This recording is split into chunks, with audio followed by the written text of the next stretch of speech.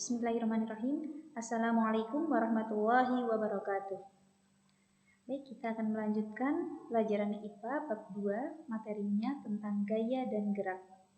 Tujuan pembelajaran kita kali ini adalah yang pertama, mendefinisikan pengertian gerak, membedakan gerak menurut keadaan dan lintasannya, memahami perbedaan GLB dan GLBB, mendefinisikan gaya, dan yang terakhir adalah menjelaskan hukum 1, 2, dan ketiga Newton. Materi yang akan kita pelajari antara lain, pertama gerak, yang kedua adalah GLB dan GLBB, yang ketiga percepatan, yang keempat gaya, yang kelima berat, dan yang terakhir adalah hukum pertama, kedua, dan ketiga Newton. Ya. Apa itu gerak? Bergerak merupakan salah satu ciri makhluk hidup. Nah, makhluk hidup itu akan bergerak walaupun terlihat diam seperti tumbuhan, tapi dia juga tetap bergerak. Nah, sebenarnya apa sih gerak itu? Gerak adalah perubahan posisi benda terhadap titik acuan. Teman-teman perhatikan gambar di sini. Nah, ini ada penumpang yang berada di dalam kereta. Keretanya sedang berjalan. Pertanyaannya, apakah kereta itu sedang bergerak? Ya, misalnya kereta ini bergerak atau berjalan dari kota Jakarta ke kota Bogor. Berarti kereta tersebut bergerak karena ada perubahan posisi dari Jakarta ke Bogor. Kemudian ada pertanyaan lagi, apakah penumpang di dalam kereta ini juga bergerak? Nah, jawabannya tergantung dari titik acuannya. Kalau titik acuannya Jakarta, kota Jakarta, kereta tadi awalnya kan dari Jakarta. Kalau titik acuannya Jakarta, maka penumpang-penumpang ini bergerak karena mereka berpindah dari Jakarta ke Bogor. Tetapi, jika titik acuannya itu adalah kereta itu sendiri, atau penumpang satu dengan penumpang lain, maka orang-orang tersebut atau penumpang tersebut tidak bergerak. Nah, jadi benda bergerak atau tidak itu tergantung titik acuan, atau titik acuan itu dari mana kita melihatnya. Gerak menurut keadaan benda dibedakan menjadi dua. Yang pertama adalah gerak semu dan yang kedua adalah gerak relatif. Gerak semu adalah gerak yang tidak sebenarnya, atau benda yang seolah-olah sedang bergerak padahal benda tersebut sebenarnya diam. Contohnya, ketika kita sedang berkendara di dalam mobil, pohon-pohon yang ada di pinggir jalan itu seolah-olah sedang bergerak atau berlari. Apabila kita melihatnya dari dalam mobil kita sedang bergerak. Gitu. Jadi pohon-pohon tadi terjadi gerak semu, seolah-olah bergerak padahal diam. Yang kedua adalah gerak relatif. Gerak relatif adalah gerak suatu benda yang memang benar-benar bergerak. Contohnya, kita tadi, atau mobil. Mobil tadi memang benar-benar sedang bergerak atau sedang berjalan karena mengalami perubahan posisi. Gerak menurut lintasannya ada 3. Yang pertama adalah gerak melingkar, gerak parabola, dan gerak lurus. Gerak melingkar adalah gerak yang lintasannya berbentuk lingkaran atau bagian dari lingkaran tersebut. Contohnya, gerak melingkar ujung jarum jam. Nah, itu pusatnya kan ada di tengah-tengah. Jarumnya itu melingkar walaupun jaraknya tidak berubah antara titik di tengah-tengah dengan ujung jarum, tetapi ujung jarumnya itu mengalami perpindahan posisi berbentuk lingkaran. Yang kedua, gerak parabola. Gerak yang lintasannya berbentuk parabola. Contohnya, misalnya, teman-teman pernah bermain basket. Nah, misalnya ini ada ring basket di sini.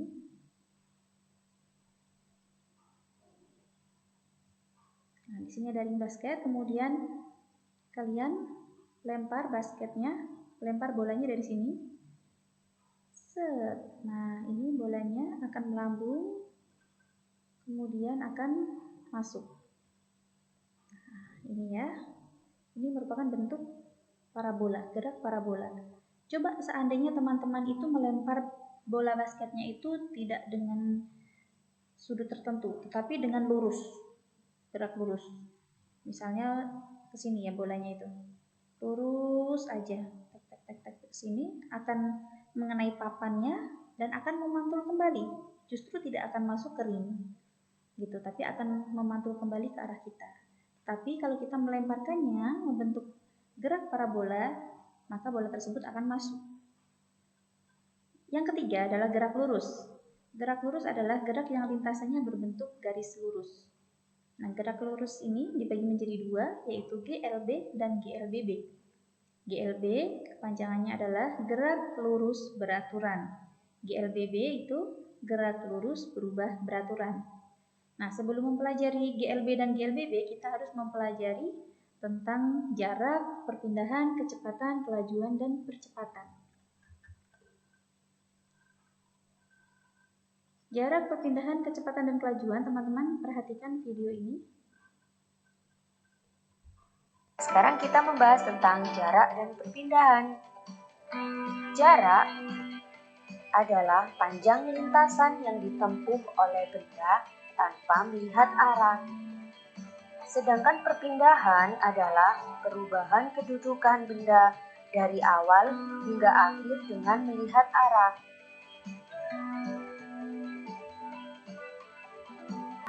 Selanjutnya perhatikan contoh soal.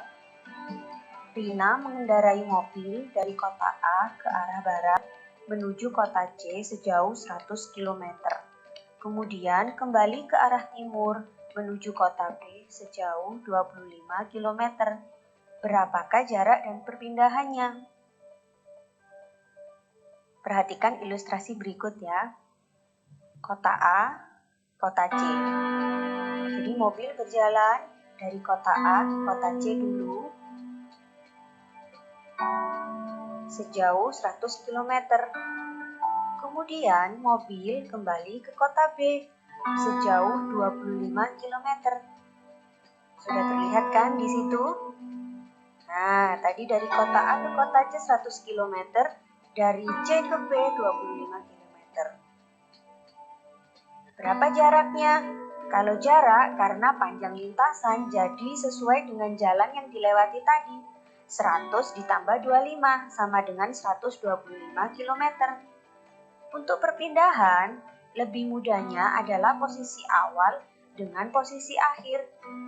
Untuk mendapatkan jawabannya yaitu 100 dikurangi 25, jawabannya 75 km. Kita lanjut. Nah, apa perbedaan kecepatan dan kelajuan? Kecepatan adalah perpindahan yang ditempuh per satuan waktu. Sedangkan kelajuan adalah jarak yang ditempuh per satuan waktu. Nah, sebagian besar orang menganggap kecepatan dan kelajuan itu sama jika tidak tahu tentang konsep ini. Coba sekarang speedometer untuk mengukur kelajuan atau kecepatan ya. Nah, ini contoh speedometer pada sepeda motor. Speedometer itu adalah alat untuk mengukur kelajuan. Oke, lanjut. Rumus matematis, kecepatan dan kelajuan itu sama. Jika kelajuan itu jarak dibagi selang waktu, rumusnya V sama dengan S dibagi T, sedangkan kecepatan itu perpindahan dibagi waktu, rumusnya juga V, S dibagi T. Satuannya sama ya, untuk jarak dan perpindahan satuannya dalam meter, waktu dalam sekon. Oke, ini tips dan trik. Tadi kita sudah tahu ada simbol S, V, dan T. Nah, untuk mencari S, pertama ya, kita tutup dulu dari segitiga ini yang ingin kita cari. S kita tutup. Sehingga di situ yang terlihat hanya V kali T. Nah, ditemukan rumus 1. S sama dengan V kali T.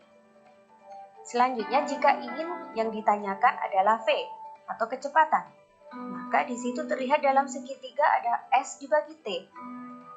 Nah, berarti rumus kecepatan itu adalah S dibagi T.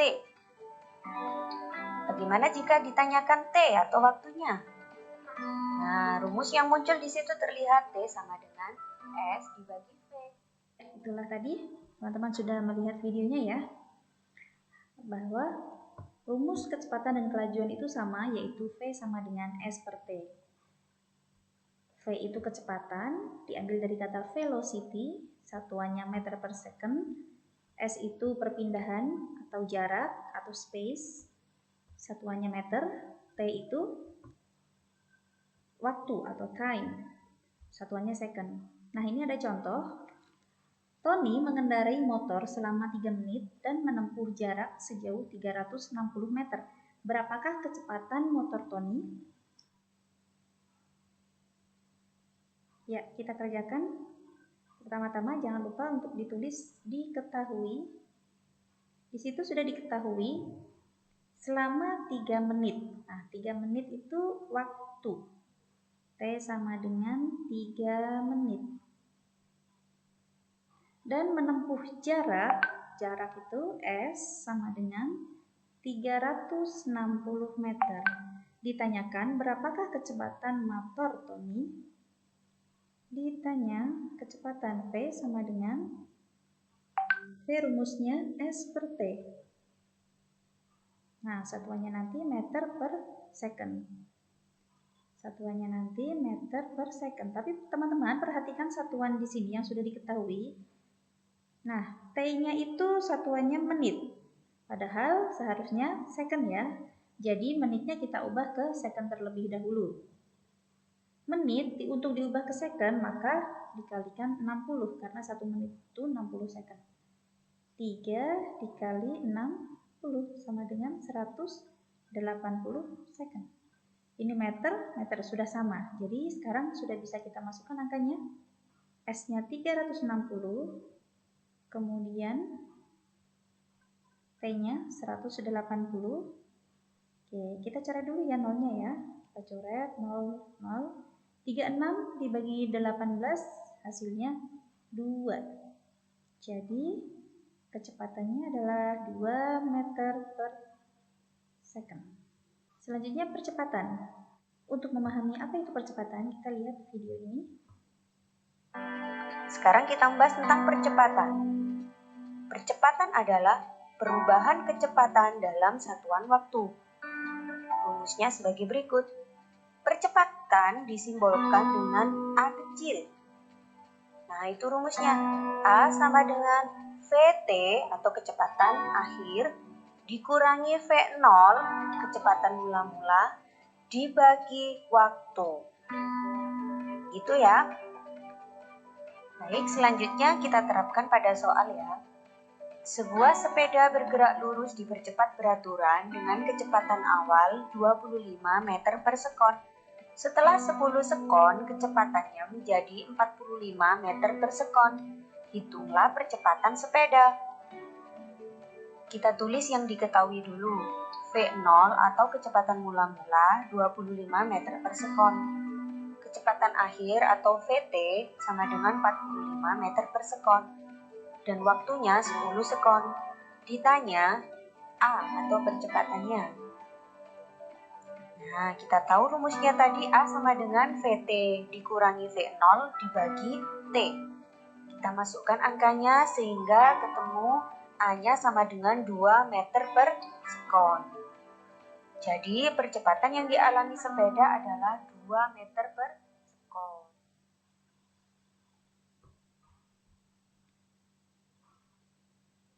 Ya, itu tadi adalah percepatan. Percepatan di mana bisa mengalami peningkatan kecepatan atau pengurangan kecepatan. Ya, percepatan itu dilambangkan dengan huruf A. Diambil dari bahasa Inggris yaitu acceleration ya. Jadi diambil huruf depannya saja. A.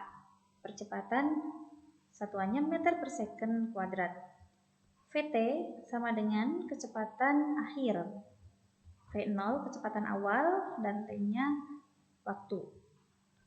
Ya, jika sebuah benda mengalami percepatan atau kecepatannya bertambah, maka nilai A itu positif. Sedangkan jika benda itu kecepatannya menurun atau diperlambat, maka nilai A negatif. Materi percepatan tadi berkaitan dengan gerak lurus. Nah, gerak lurus beraturan dan gerak lurus berubah beraturan. Beraturan itu bendanya memiliki kecepatan yang tetap atau tidak ada perubahan kecepatan. Artinya, percepatan sama dengan 0. Kalau gerak lurus berubah beraturan, kecepatannya berubah-ubah secara teratur. Otomatis benda ini juga mengalami percepatan. GLBB atau gerak lurus berubah beraturan ada dua, yaitu dipercepat dan diperlambat. Contoh benda yang mengalami GLBB dipercepat. GLBB dipercepat misalnya kita naik sepeda, kemudian sepeda kita melewati jalan yang menurun. Nah, ketika melewati jalan yang menurun tadi, sepeda kita mengalami percepatan atau GLBB dipercepat. Sebaliknya, ketika jalan kita menanjak, maka sepeda kita mengalami GLBB diperlambat karena kecepatannya menurun.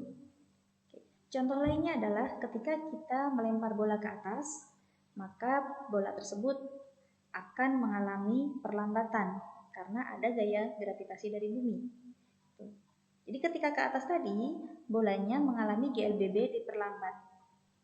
Sampai titik tertentu, bola tersebut sudah tidak bisa naik lagi, sehingga akan diam sebentar, kemudian bola itu akan jatuh ke bawah. Nah, ketika jatuh ke bawah tersebut, bolanya mengalami GLBB dipercepat. Ya, kemudian penjelasan perbedaan antara GLB dan GLBB mudah-mudahan